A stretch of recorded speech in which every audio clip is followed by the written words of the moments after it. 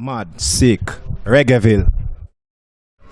Ruhr Reggae Summer 2013. My name is Munchi and this is the wonderful Elijah from Switzerland. Welcome to Ruhr Reggae Summer. How are you feeling today? I'm feeling fine, thanks.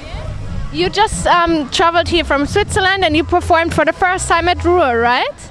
It's the second time. Second time. So how are you enjoying the vibes this time so far? The vibe's good. We started early and did a nice little acoustic set. Right. Yeah. And speaking of acoustic set and of your music, for those who don't know Elijah as yet or unfortunately missed your performance today, how would you describe your own style, your own music? It's always close to the roots, you know, close to roots reggae, but still in every kind of genre I'm doing with the guitar or whatever. I'm trying to find the root of it. Yeah.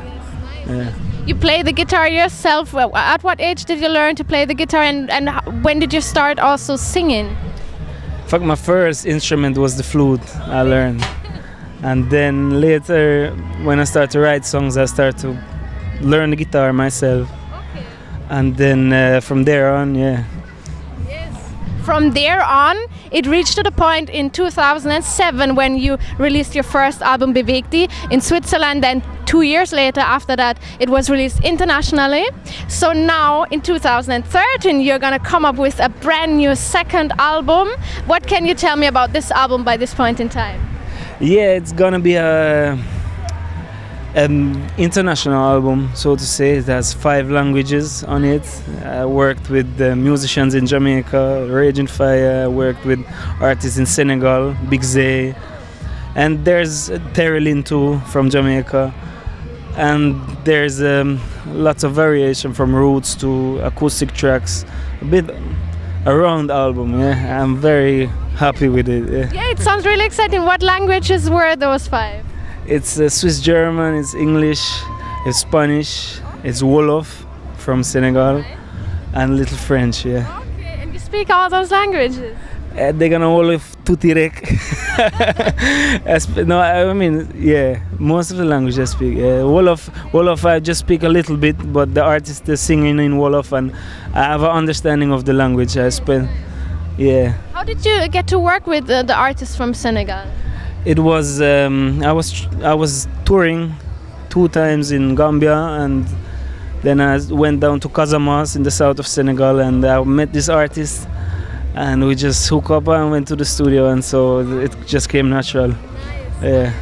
And as we already mentioned it, another place that you went to record the album was Jamaica.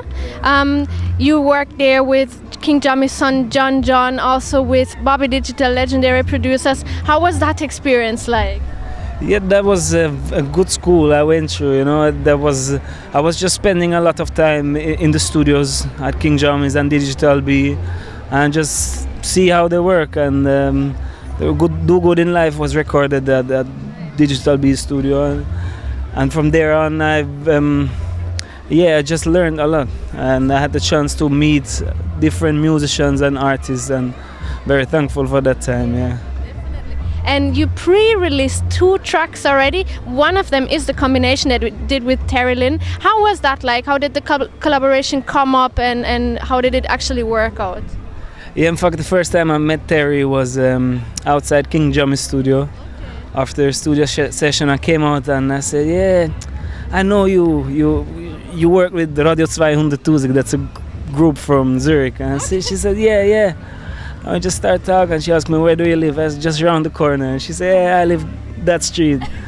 So that was the time I was living in Waterhouse. And later when I came back to Zurich, I met her again, because her label and producer is living in Zurich.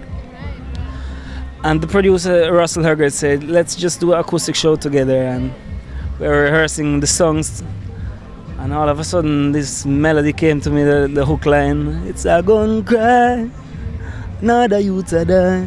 And she just come in and put it down, and the next day we went to the studio and recorded the same way live. Yes. Yeah. That's what I recognize with the 2 songs that have been pre-released now. It's very minimalistic, guitar-driven, kind of acoustic. Is that something that was done, initially to say, okay, I want to, make the music more pure, not all this fancy stuff with it? Yeah, I mean, I started to sing the songs on the guitar the way I write it. I just realized it sounded very clear and natural, and I love that sound. And I say I want to keep that in the record too. You have full band, but still keep it raw and natural. Yeah. So that's something that we can really look forward to. Of course, you're also playing live. What other teasers can you give the fans out there what they can watch out for now? The album is going to be released in October, right? You have the date already? This is the 21st. That's a very good day. It's your birthday. No, it's not my birthday. It's it's the day of my name, Ursula. Okay. Yeah.